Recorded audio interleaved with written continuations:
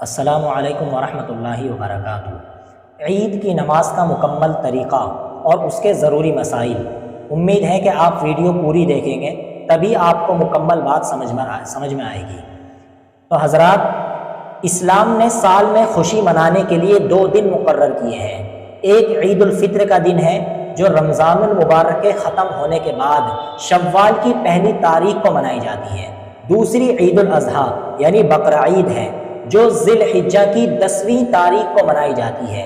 ان دونوں عید میں بطور شکرانے کے مردوں پر 2 رکعت نماز ادا کرنا واجب ہوتا ہے۔ اس میں جماعت کا ہونا شرط ہے، بغیر جماعت کے عید کی نماز ادا نہیں ہوگی۔ اس میں نہ اذان کہی جاتی ہے اور نہ تکبیر یعنی اقامت بھی نہیں کہی جاتی ہے۔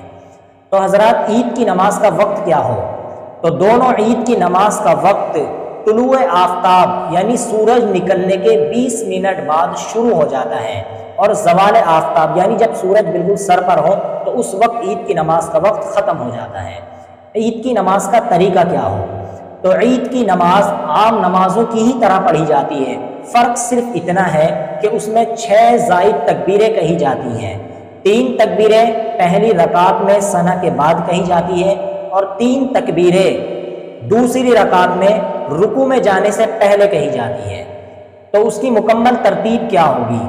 تو سب سے پہلے دل میں اس طرح نیت کرے کہ میں عید الفطر یا عید الاضحیٰ کی 2 رکعت نماز امام کے پیچھے اللہ کے واسطے ادا کر رہا ہوں، اور اگر امام ہو تو نماز پڑھانے کی نیت کرے۔ پھر دونوں ہاتھ کانوں تک اٹھائے اور اللہ اکبر کہتے ہوئے ہاتھ باندھ لیں۔ پھر ثنا پڑھیں۔ جب ثنا پڑھ چکے تو دونوں ہاتھ کانوں تک اٹھائے اور اللہ اکبر کہتے ہوئے ہاتھ نیچے چھوڑ دیں۔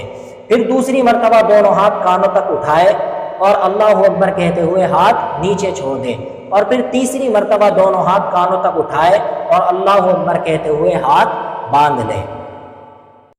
پھر امام اعوذ باللہ بسم اللہ اور سورہ فاتحہ اور کوئی سورت پڑھے، اور مقتدی یعنی جو امام کے پیچھے نماز پڑھ رہے ہیں وہ خاموشی کے ساتھ سنیں۔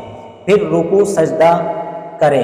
یہ 1 رکعت مکمل ہوئی، اور پھر جب دوسری رکعت کے لیے کھڑا ہو تو امام بسم اللہ اور سورہ فاتحہ اور سورت پڑھے اور مقتدی خاموشی کے ساتھ سنیں۔ سورت پڑھنے کے بعد رکوع میں جانے سے پہلے اللہ اکبر کہتے ہوئے دونوں ہاتھ کانوں تک اٹھائے اور نیچے چھوڑ دیں۔ اسی طرح دوسری اور تیسری مرتبہ اللہ اکبر کہتے ہوئے ہاتھ کانوں تک اٹھائے اور نیچے چھوڑ دیں، اور پھر چوتھی مرتبہ بغیر ہاتھ اٹھائے اللہ اکبر کہتے ہوئے رکوع میں چلا جائے، اور باقی نماز عام نمازوں کی طرح مکمل کریں اور پھر دعا مانگیں۔ پھر امام 2 خطبے دیں، اور خطبے میں تکبیر تشریق زیادہ پڑھیں۔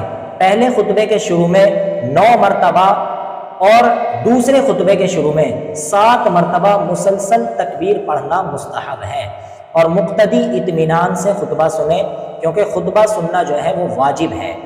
تکبیر تشریق کیا ہے؟ تو تکبیر تشریق یہ ہے اللہ اکبر لا الہ الا اللہ واللہ اکبر اللہ اکبر وللہ الحمد۔ یہ تکبیریں 9ویں ذی الحجہ کی فجر سے 13ویں ذی الحجہ کی عصر کی نماز تک پڑھی جاتی ہے۔